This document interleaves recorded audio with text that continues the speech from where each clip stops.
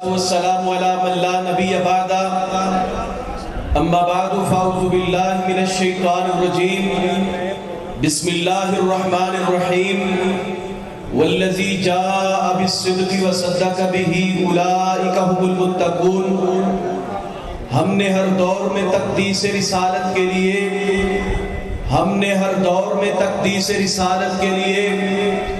وقت کی تیز ہواؤں سے بغاوت کی ہے، توڑ کر سلسلہ رسم سیاست کا فسون، فقط ایک نام محمد سے محبت کی ہے.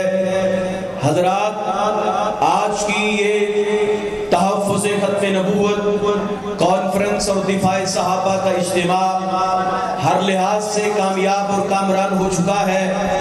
حضرات، کون صحابہ کرام رضوان اللہ تعالی علیہ اجمعین کہ جن صحابہ کے ایمان کی گواہی، جن صحابہ کے تقوی کی گواہی، جن صحابہ کی پاکیزگی کی گواہی، جن کی طہارت کی گواہی، جن صحابہ کرام کے الفت کی گواہی، نبی پاک کے ساتھ جن صحابہ کی محبت کی گواہی، جن صحابہ کی نبی کائنات کے ساتھ الفت کی گواہی، عقیدت کی گواہی، محبت کی گواہی، مودت کی گواہی، ہجرت کی گواہی، شہادت کی گواہی دیتا ہے، یا رب کا قرآن دیتا ہے یا مدینے والے مصطفیٰ کا فرمان دیتا ہے. کون صحابہ کرام؟ ابھی میں جو آیت تلاوت کر کے آیا ہوں، اللہ کریم نے اس آیہ مبارکہ میں جس شخصیت کا ذکر کیا ہے وہ دو اصحاب ہیں. والذی جاء بالصدق، ایک حق لے کے آیا، ایک سچ لے کے آیا، سچائی کے ساتھ آیا، دوسرا اس سچائی کی تصدیق کرتے ہوئے آیا. ایک کا نام رسول اللہ ہے، دوسرا ابو بکر صدیق ہے. بات میری نہیں، بات اللہ کے قرآن کی ہے، بات میری نہیں، تفسیر میری نہیں. میں تفسیر اس آیت مبارکہ کی تفسیر کرتے ہوئے کسی دیوبندی عالم کی، دیوبندی مفتی کی یا کسی مفسر کی تفسیر بیان نہیں کر رہا. میں اس آیت کی تفسیر کسی بریلوی مکتب فکر کے مفسر کی تفسیر نہیں کر رہا. اس آیت کی تفسیر کسی اہل حدیث مفسر سے لے کے نہیں سنا رہا. اٹھا لو مجمع البیان، طبرسی شیعہ مفسر اس آیت کو بیان کرنے کے بعد اپنی تفسیر میں اس آیت کو لکھنے کے بعد اس بات کو لکھنے پہ مجبور ہوا، جاء بالصدق رسول اللہ وصدق بہ ابو بکر. شیعہ مان گیا، دشمن مان گیا، اور افضل ترین گواہی وہ گواہی ہوتی ہے دشمن کے گھر سے ہو، مخالف کے گھر سے ہو. مخالف نے تسلیم کر لیا، الذی جاء بالصدق رسول اللہ، جو حق لے کے آیا، صدق لے کے آیا، سچائی لے کے آیا. وہ سچائی لے کے آنے والے اللہ کے حبیب تھے، اور اس سچائی کی تصدیق کرنے والے سیدنا ابو بکر صدیق ہیں. اور آئیے میں آپ کو مکہ مکرمہ میں لیے چلتا ہوں، ایک منظر آپ کو دکھائے دیتا ہوں. یہ منظر اس وقت کا ہے جب پیغمبر کائنات مدینہ منورہ کو ہجرت کر کے مکہ سے نکل رہے ہیں. کافروں نے مجبور کیا، نبی مکہ چھوڑ رہے ہیں. دوسرا منظر وہ ہے جب مدینہ منورہ سے نبی دنیا چھوڑ کے اللہ کے حضور جا رہے ہیں. نبی کائنات نے مکے کو چھوڑا، مدینے کی طرف نکلے. کافروں کی امانتیں، کافروں کی کچھ امانتیں پیغمبر کے پاس محفوظ تھیں، جو دین کے دشمن، دعوت کے دشمن، آپ کے ابلاغ، دین کے ابلاغ کے دشمن، آپ علیہ السلام کے دین کے دشمن، منہج کے دشمن، جان کے دشمن، مال کے دشمن، جان کے در پہ تھے. وہ لوگ بھی امانتیں محفوظ کرنے کے لیے، امانتوں کے تحفظ کے لیے جانتے تھے ان کی امانتوں کا تحفظ کرنے والا مکہ مکرمہ میں ایک شخص ہے، اس کا نام محمد کریم ہے صلی اللہ علیہ وسلم. کفار کی امانتیں پیغمبر کے پاس ہیں. نبی کائنات علیہ السلام ان امانتوں کے اوپر پہرا دینے کے لیے سیدنا علی رضی اللہ تعالیٰ عنہ کو بیدار کیا. علی اٹھو، آؤ میرے بستر کے اوپر آرام کرو. صبح کافروں کی امانتیں واپس کر کے خدا مقام پہ آ کے میں اور ابو بکر صدیق کو ملنا. نبی کائنات نے کافروں کی امانتوں کے لیے نبی ذمہ داری لگائی، امانتیں کن کی ہیں اور ذمہ داری کس کی لگائی جا رہی ہے؟ آپ بول کے بتائیں گے مجھے، آپ سب کے سب بول کے بتائیں گے امانتیں کن کی ہیں؟ کافروں کی۔ امانتیں کس کی؟ امانتیں کس کی؟ امانتیں کافروں کی ہیں۔ پیغمبر سیدنا علی المرتضیٰ کی ذمہ داری لگا کے جا رہے ہیں، علی امانتیں واپس کر کے مجھے آ کے ملنا۔ یہ وہ وقت ہے، یہ مکہ مکرمہ کا وہ منظر ہے کہ جس منظر میں پیغمبر کافروں کی امانتوں کو واپس کرنے کے لیے علی کی ذمہ داری لگا رہے ہیں۔ ایک منظر مدینے کا منظر ہے، جب پیغمبر دنیا چھوڑ رہے ہیں، پیغمبر کہتے ہیں مرو ابا بکرن فلیصلی بالناس، ابو بکر کو حکم دو آ کے میرا مصلی سنبھال لے، میرے مصلی کے اوپر آئے، لوگوں کو نماز پڑھائے۔ ہوش آتی ہے، غشی طاری ہوئی، غشی سے نکل کر ہوش آیا، سوال کیا لوگوں نے نماز پڑھ لی کہ نہیں؟ اللہ کے پیغمبر لوگوں نے نماز نہیں پڑھی، آپ کا انتظار ہو رہا ہے۔ نبی رحمت فرماتے ہیں مرو ابا بکرن فلیصلی بالناس، ابو بکر کو کہو میرے مصلی پہ آئے، آ کے پیغمبر کا مصلی سنبھال لے، لوگوں کو نماز پڑھائے۔ میں سوال یہ کرنا چاہتا ہوں، جو پیغمبر کافروں کی امانتوں کے مسئلے میں اتنا حفاظت کرنے والا ہے، کافروں کی امانتوں کو واپس کرنے کے لیے علی المرتضیٰ کی ذمہ داری لگائی، وہ پیغمبر مسلمانوں کی نماز کے بارے میں کس طرح غافل ہو سکتا ہے؟ نماز کے بارے میں کس طرح کسی ایسے شخص کی ذمہ داری لگا سکتا ہے کہ جو بعد میں پیغمبر کے اسلام کو چھوڑ کر چلا جائے گا؟ لوگوں میں یہ پوچھنا چاہتا ہوں، جو پیغمبر صلی اللہ علیہ وسلم کے مال کے پیغمبر صلی اللہ علیہ وسلم کے دین کے اوپر مال قربان کرتے رہے، اولاد قربان کرتے رہے، گھر بار دیتے رہے، جانیں لٹاتے رہے، اعلان کرتے رہے نحن الذین بایعوا محمدا علی الجہاد ما بقینا ابدا، ہم وہ لوگ ہیں۔ کیا بات ہے جی بابا لیاقت، نعرہ تکبیر، قاری علی اکبر، قاری علی اکبر زندہ باد، نعرہ تکبیر۔ اللہ بابا جی نو جزا دے، اللہ زندہ باد۔ حضرات میں عرض یہ کر رہا ہوں، جس پیغمبر نے کافروں کی امانتیں واپس کرنے میں غفلت نہیں برتی، ندیم بھائی اللہ آپ کو جزا دے، جس پیغمبر نے کافروں کی امانتیں واپس کرنے میں غیر ذمہ داری کا مظاہرہ نہیں کیا، میں کس طرح مان لوں پیغمبر کے صحابہ کو نماز پڑھانے کے اوپر اس پیغمبر نے کسی غیر ذمہ دار شخص کو تعینات کر دیا ہو؟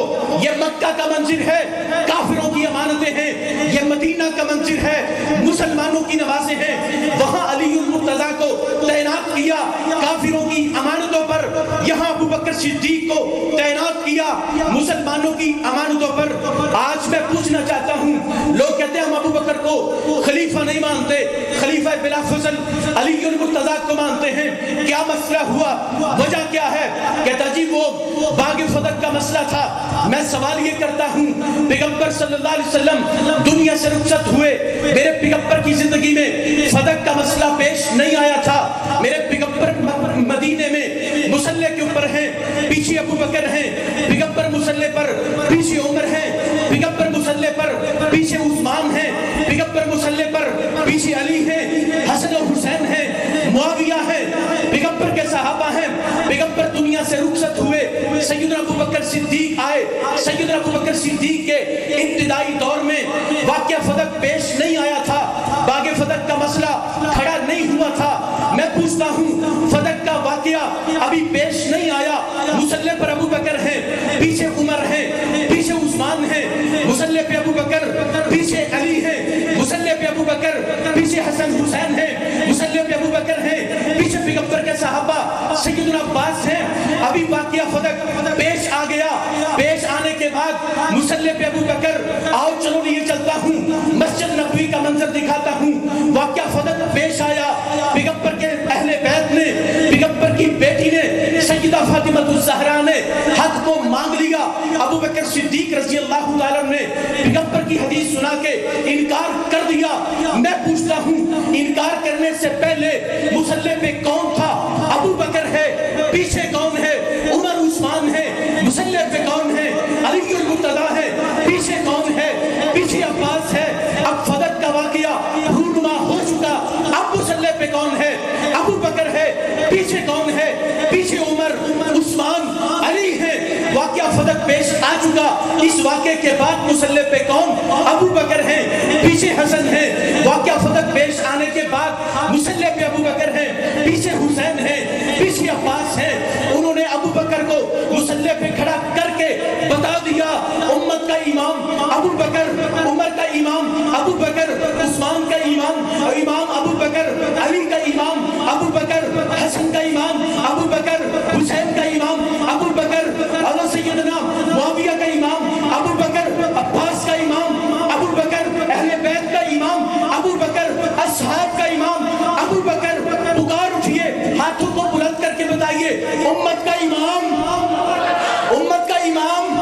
دونوں ہاتھوں کو بلند کر کے بتائیں امت کا امام, عمر کا امام, عثمان کا امام. ہاتھوں کو بلند کر کے بتائیں علی کا امام. فدق سے پہلے علی کا امام, فدق کے بعد علی کا امام, فدق سے پہلے حسن کا امام, فدق کے بعد حسین کا امام ابو بکر. ابو بکر, ابو بکر کون ابو بکر ہے؟ ڈسٹرب نہ کرو.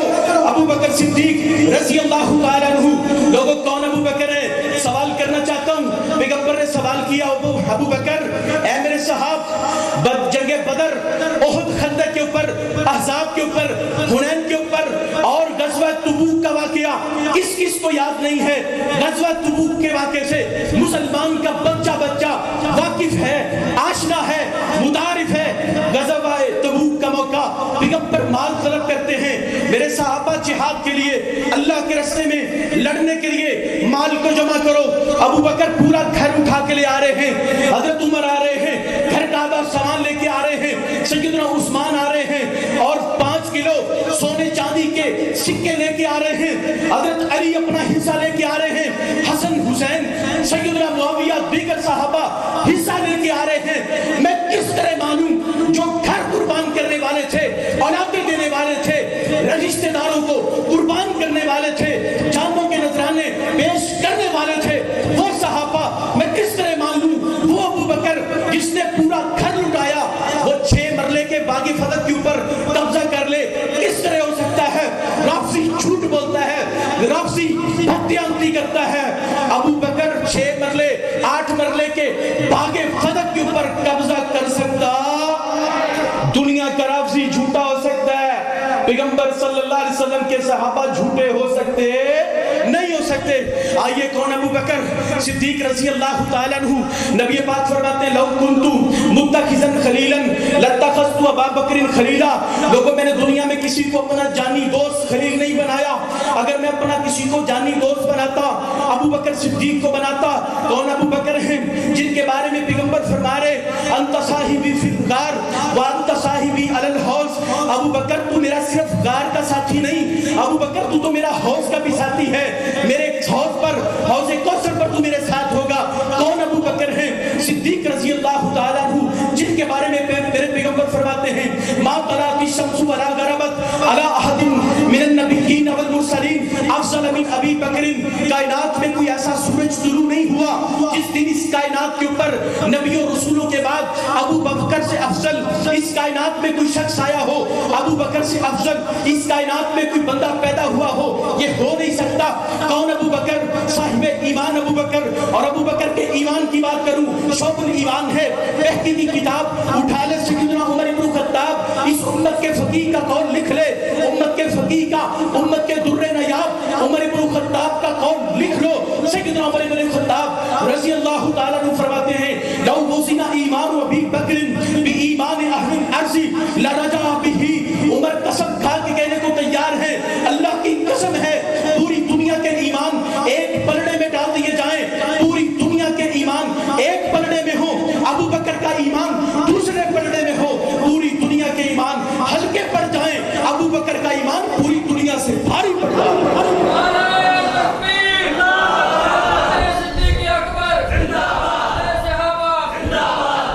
کون ابو بکر ہیں؟ ابو بکر کے بارے میں تان و تشریح کے تیر چلانے والوں, بدبختوں, کالے لباس, کالی زبان, کالے جسم والے رافضی ملونوں, سن لو کون ابو بکر ہے جو سب سے پہلے ایمان لایا. کون ابو بکر جس نے سب سے پہلے قرآن جمع کروایا, قرآن کا نام مصحف رکھا. کون ابو بکر جو سب سے پہلے پیغمبر کی خاطر مار کھاتا رہا؟